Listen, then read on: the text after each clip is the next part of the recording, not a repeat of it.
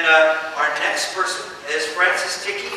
Francis also ran for Secretary of Agriculture, and he lost. So, sorry.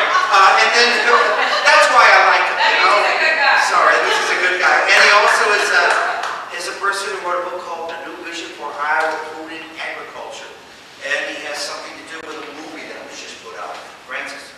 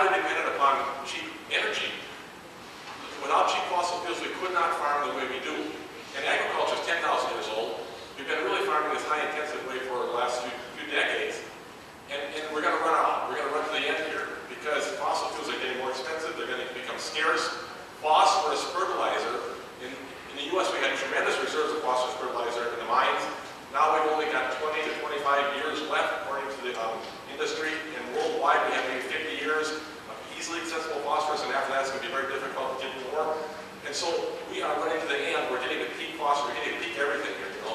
And so we have to start to look at how we can come back to this ecological system. Just a couple of little points here, I could go on too long here. One is that in this process, we've seen the corporations kind of come in and take over our whole system, our marketing system.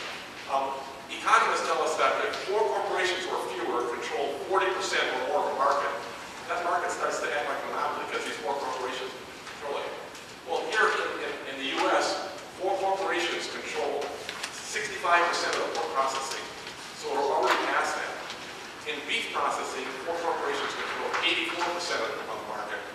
So we have these monopolies established in the marketing. So a farmer really is a pawn in this whole process. In dairy processing, 1 corporation controls 40% of the market. And so that's why farmers are always kind of at the end of things here. And the problem is that we have, even our energy, we tend to marginalize the farmers.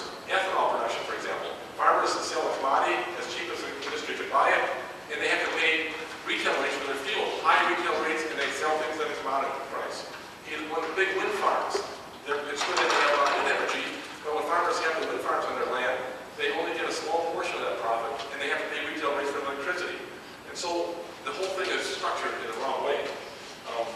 Maybe we can talk later